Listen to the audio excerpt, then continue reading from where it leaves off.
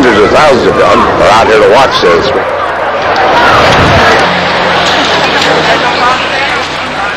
After all these years, she's still the most ruthless, most perilous, most unforgiving piece of American mainline railroad. This little old hill is absolutely incredible.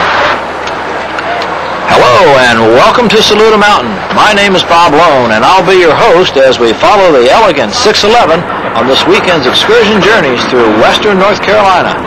Featuring the spectacular sights of Norfolk Southern streamlined steam engine winding and grinding through the beautiful Blue Ridge Mountains, we'll focus in on the 611's do-or-die charge up this legendary mountain, which just happens to be the very steepest Class 1 railroad grade in the United States. At 5%, this 3-mile, practically straight-line climb represents the very best of the age-old battle between mechanical man and natural physics. Known for its runaway safety tracks, strict operational procedures, and of course the many crewless trains that raced headlong to abrupt crashes at the bottom of the hill, Saluda grade is a fierce competitor that has dodged closure bullets practically since the first train drove up the hill and into downtown Saluda on July 4, 1878.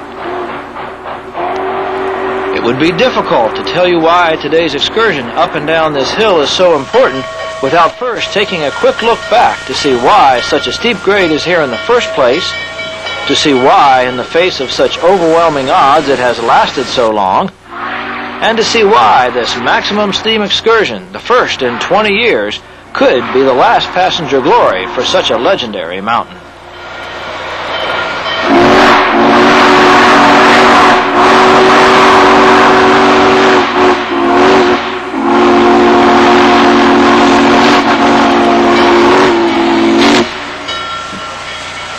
The Blue Ridge mountain chain offers few gentle slopes as it breaks with the rolling hills of the Piedmont region, and no such nominal inclines exist in the vicinity of the Carolinas. Just 30 miles north of Saluda, the Western North Carolina Railroad, faced with the same construction obstacles, chose to conquer its mountain with a series of twisting, looping 2% grades. Commonly known as the loops, not to be confused with the Clinchfield loops just 18 miles north in the same McDowell County, this engineering cake of stair-stepping swirls features almost 2,800 degrees of curvature, that's more than 7 full circles, and rises nearly 900 feet. We'll begin our program with a close look at the loops in the old Western North Carolina Railroad from Salisbury to Asheville, as we mix footage from the October 24 excursion with other runs of the 611 along this picturesque route.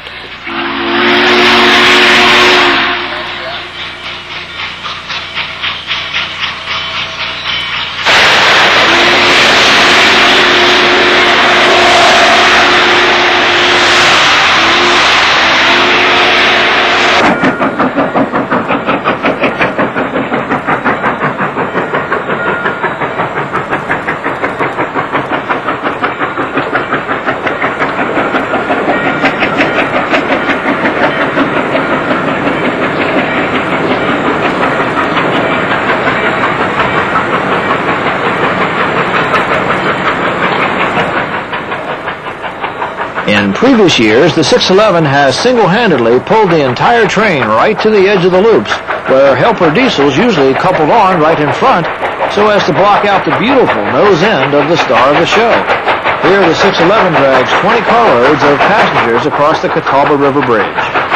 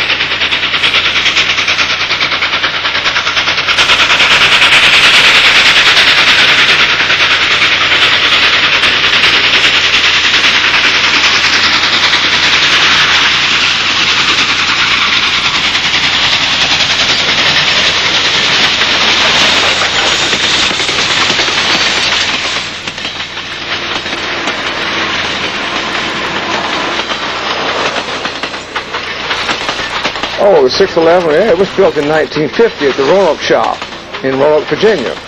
The engine is 16 feet high, it's 109 feet long, and weighs 260 tons.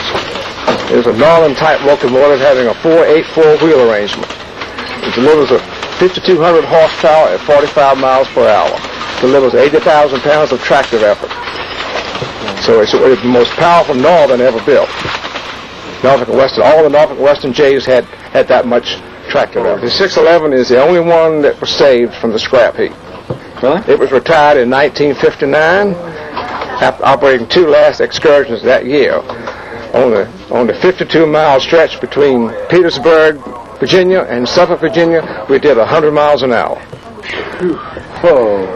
The engine with 70-inch drivers at 100-mile-an-hour speed, the drivers were turning over at 528 RPM.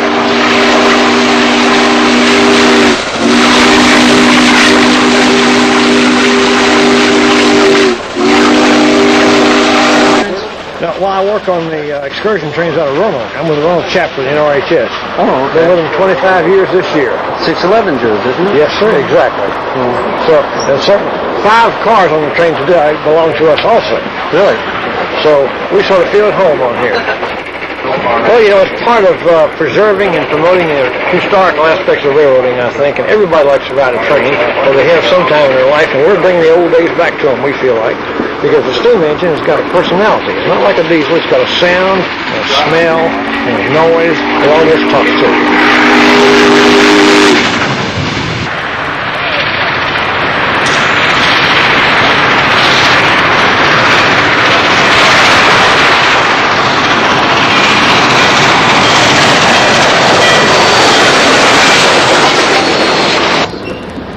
Keeping them running. Anything that goes wrong, I take care of. Air conditioning, trucks, brakes, diesel generators, axle drive generators, batteries. If it can go wrong, it's my job to fix it. All right.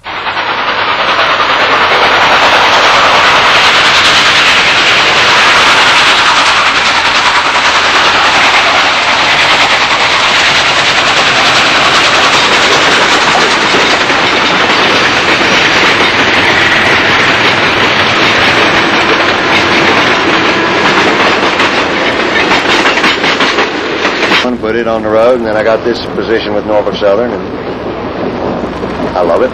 I'm on the road for 8 months out of the year, and 4 months in Birmingham putting the cars back together. Where are you usually on the road? Wherever Norfolk Southern runs, 20 states. Wherever this steam train goes, I go with it. My bailiwick is the cars. I love the cars and the people that ride them, and I like to keep them running.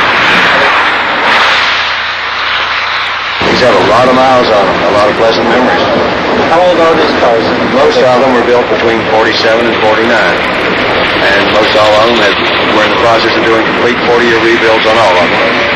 Norfolk Southern is rebuilding 11 of their cars, and the private owners that own the rest of the cars in the train are rebuilding theirs.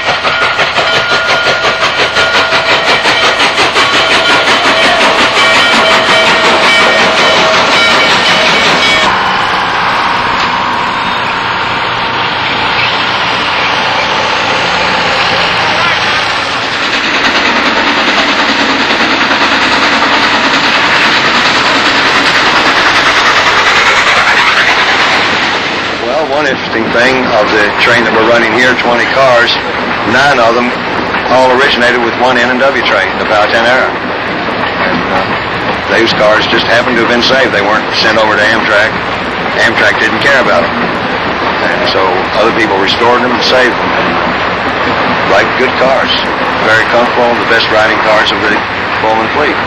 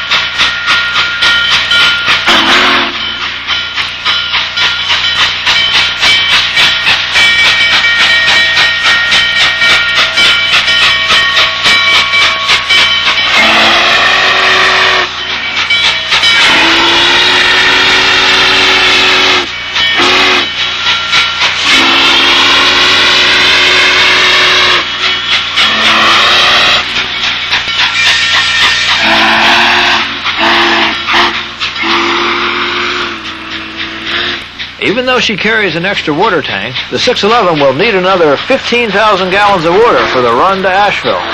So, while she stops in Hickory to board 240 more passengers, the local fire department stops by to lend a hand or two for the watering.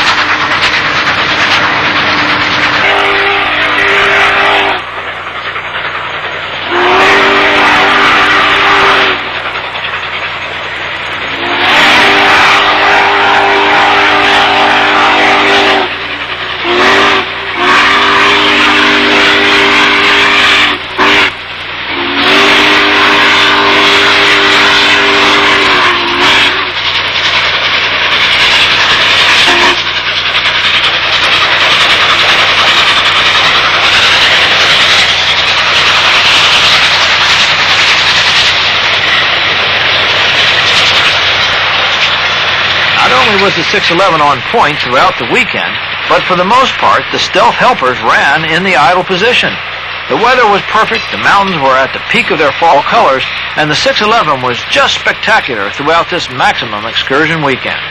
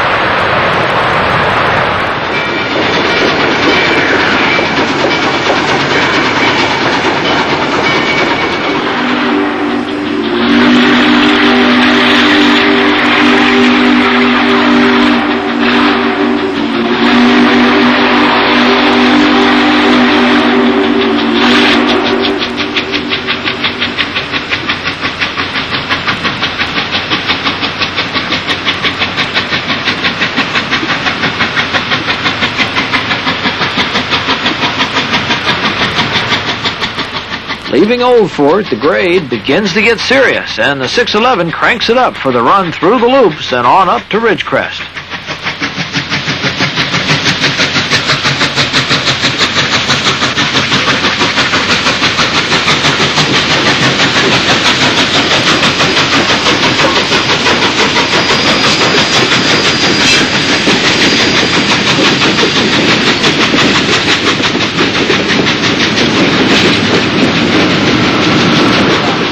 Miles to the crest of the grade, though a crow could fly to the top in just 4 miles.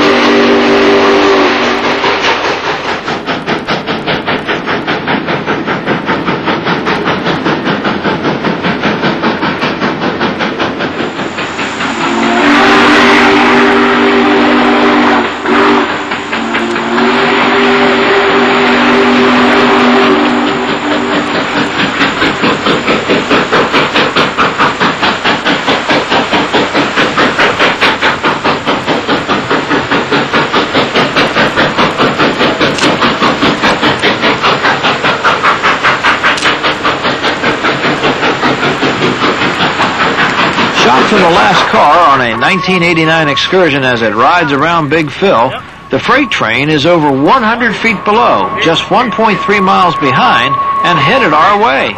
We were right there not 5 minutes ago. Is it any wonder they call this earth and mechanical climbing device the loops? Yeah. Oh my God!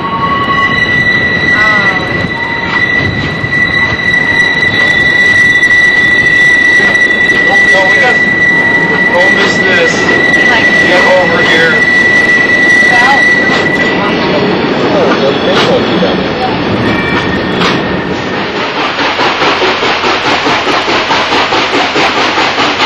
more than 3/4 of the way to the top, our excursion will traverse 4 more short tunnels before entering the 1,800-foot Swannanoa Tunnel, crossing the Eastern Continental Divide, and then cresting the Gray just as she blasts into daylight.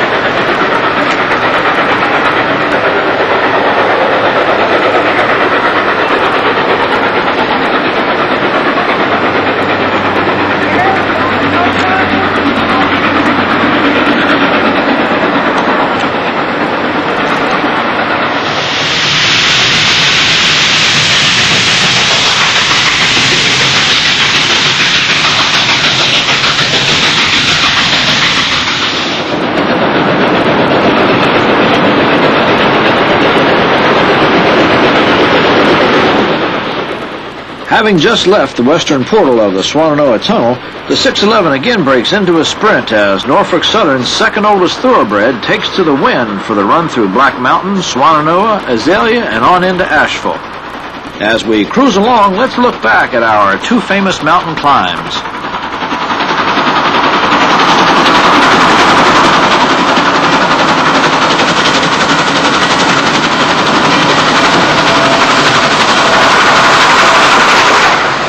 Running about 10 miles, the route up the loops is more than 3 times longer than the assault up Saluda, and the 900 feet rise to Ridgecrest is 50% greater than the climb of 600 feet. It's that ascent up the east side of the Blue Ridge that since day one has created the biggest problem for both of these mountain routes.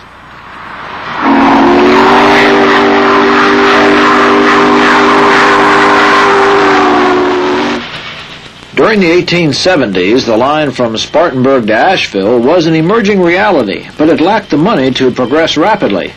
The looping ascent west of Old Fort was already in place and operating, while Captain Charles Pearson continued to look for the best route to traverse the mountains around Saluda.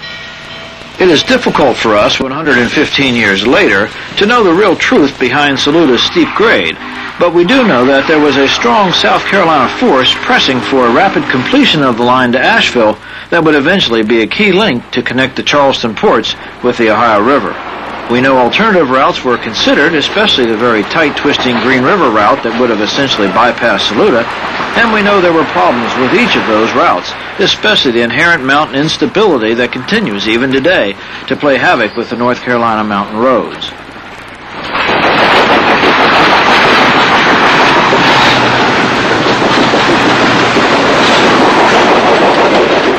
It is my opinion that the super steep route over Saluda was chosen for one overriding and age-old reason. That, of course, was money. Going straight up the mountain to Pace's Gap was far less costly than the Green River route, and as a comparison, less than 1/3 the cost of building the loops. Time was of the essence. Time was money, and laying tracks straight up the hill was unquestionably more expedient and obviously less expensive than building the Green River route.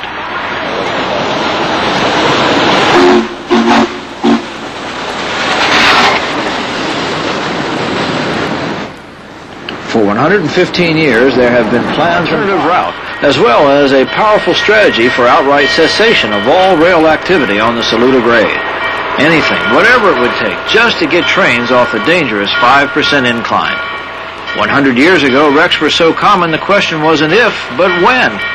As a result, Saluda has been on the most wanted list for 115 years, and economic pressures to terminate the Saluda tracks are at least as strong now as they've ever been. Amidst all this clamor for closure, the question begs, how is it that this incredible steep grade has managed to last so long?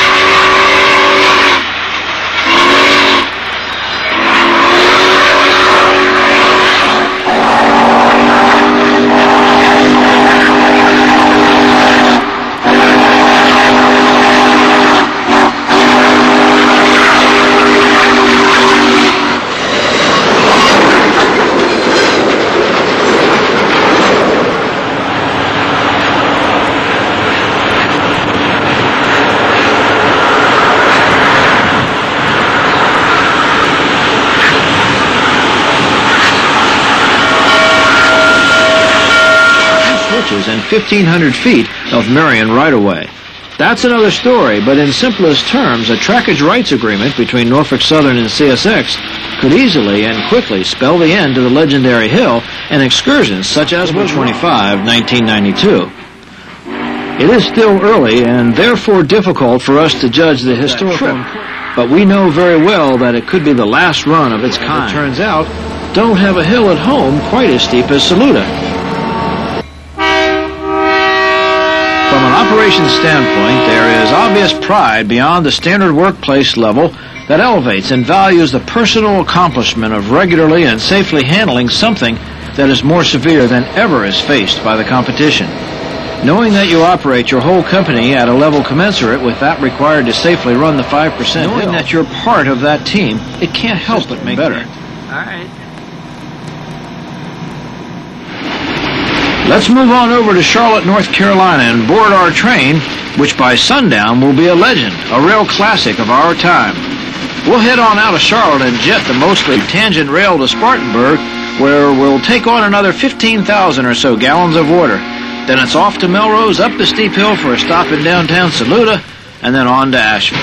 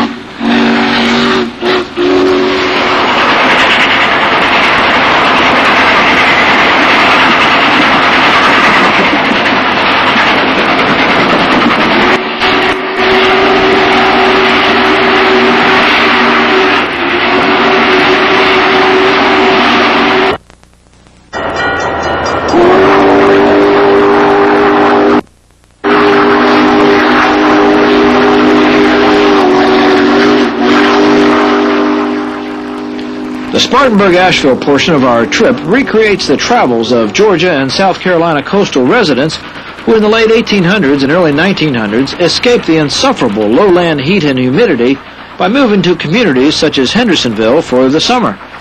The opening of the railroad in 1878 was a boon for Saluda, as it short-circuited those wagon vacationers who soon found the hilly community to be the perfect tonic for their stifling hometown weather, perhaps briefly as steep as 5.4%. As a way of proving that they have their trains under control, engineers on the downgrade must keep their train in the zone for 64 seconds or more.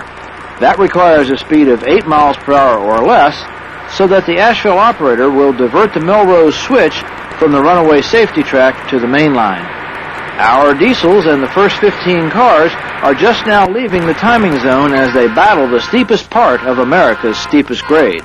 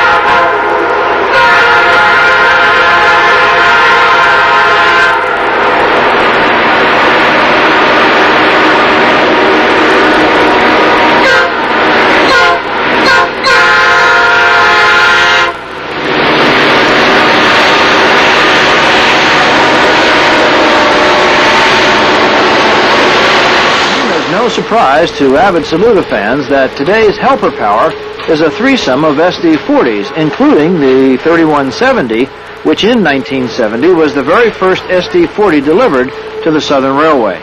Coupled with a pair of more modern SD40-2s, the 18 axles of petroelectric power were cruising home rails for this historic excursion. Just another day at the office for what is the power of choice on America's steepest grade. Since day one, the S&A, the Southern, and now the Norfolk Southern have offered state-of-the-art equipment, nothing but the best, the latest, the greatest, for operations on the A&S line. That is, until now. Running threes, the 20-year-old SD40s provide more power than two of the newer high-adhesion engines, complete the A&S round trip 45 minutes quicker, and supply the best braking capabilities for train control on the super slope.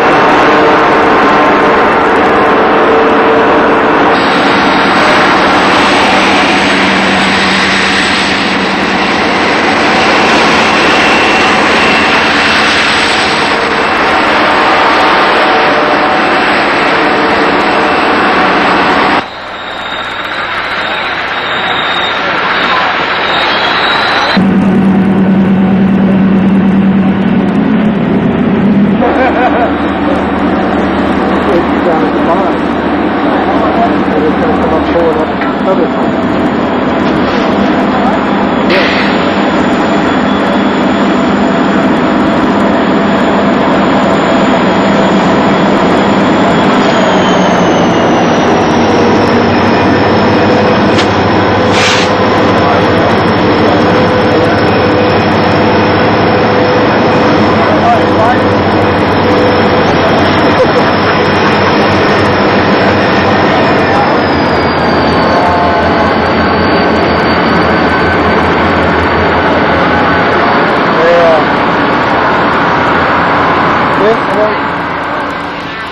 With the diesels safely out of the way and a cajillion rail fans lining the tracks, all ears were attuned to the slightest sound of the 611 barking its way uphill. Let's zip back down to Melrose and catch a ride on this train of many firsts.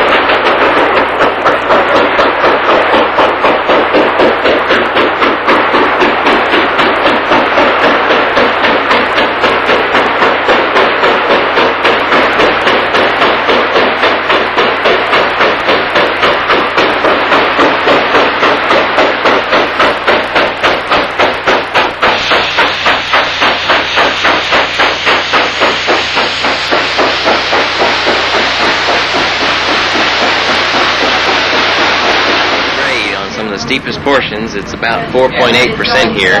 We have 611 with no 2-car or water tender, just bringing up 5 cars by itself, doing everything it can to make this grade. It's really amazing to see this engine go off the grade like this. To give you a comparison of how steep this is, at 4.8%, that means for every 100 feet forward you go, the track goes up 4.8 feet. Now, a standard passenger car is 85 feet, so approximately the front of this car is now 4 feet higher than the back of this car. And that's pretty amazing. And as you walk through the train, you can feel that. You're walking up a hill. And it's one of the few places anywhere where you'll feel that on a passenger car.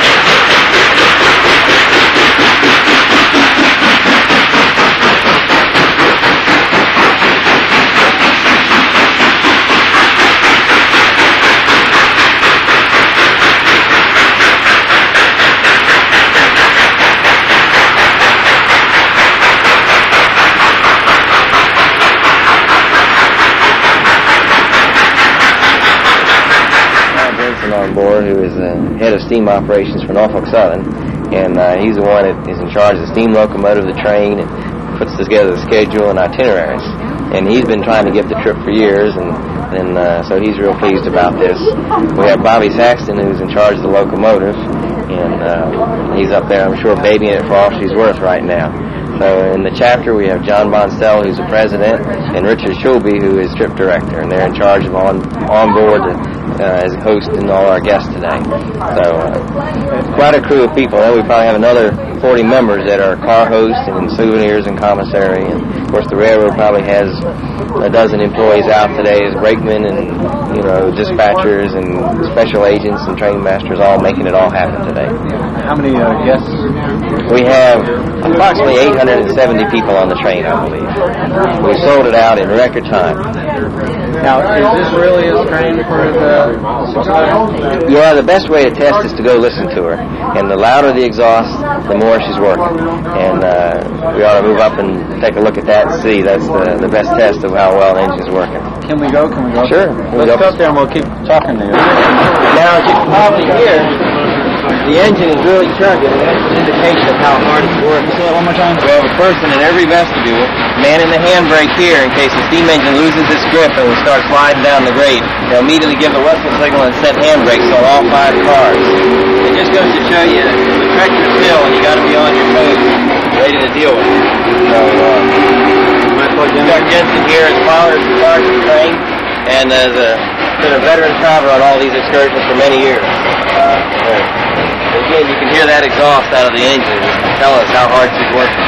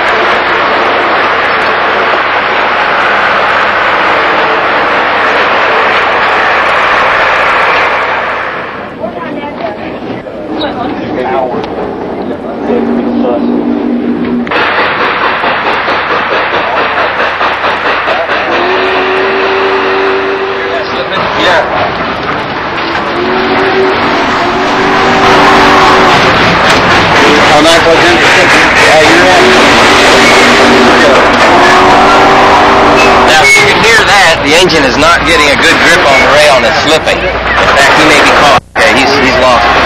We're going to stop. All right, they're going to be setting handbrakes here in a minute. All right, I need you to step back, buddy.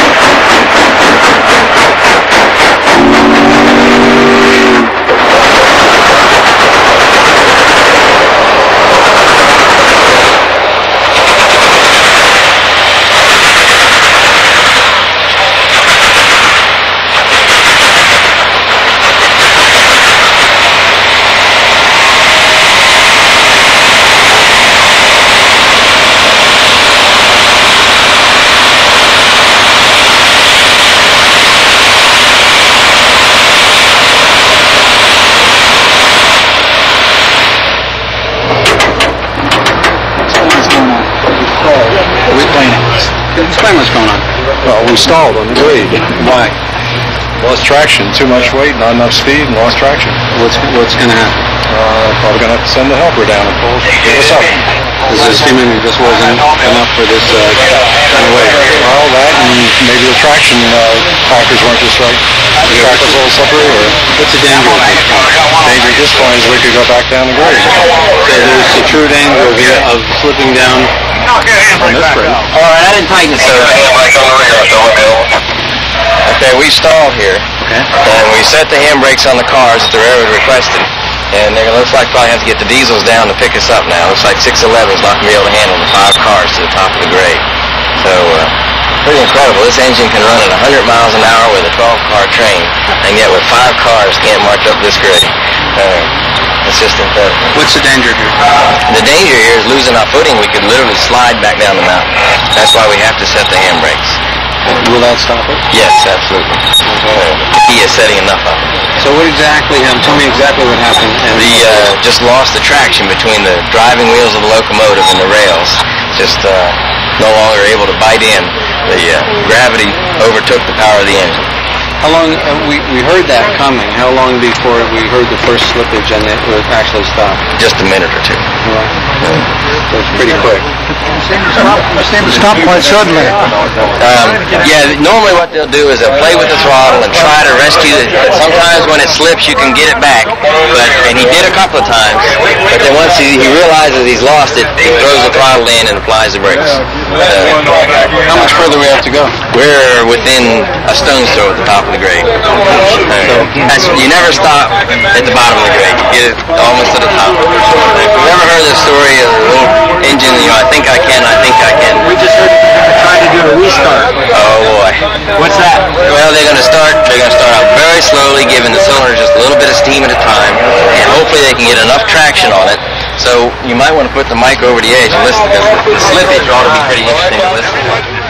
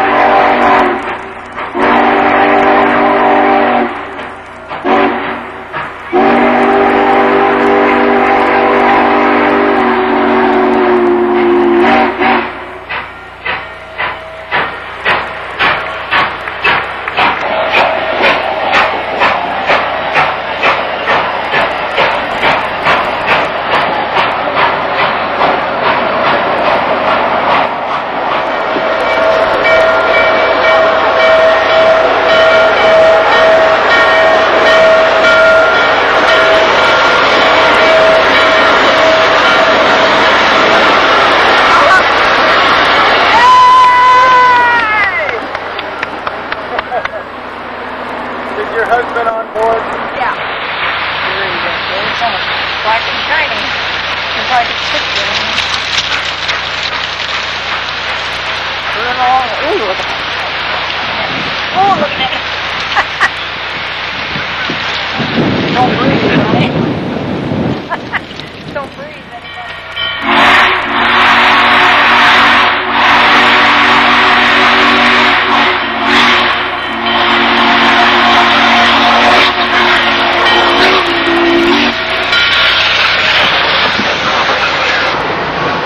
Howdy. Hi, honey. How you doing?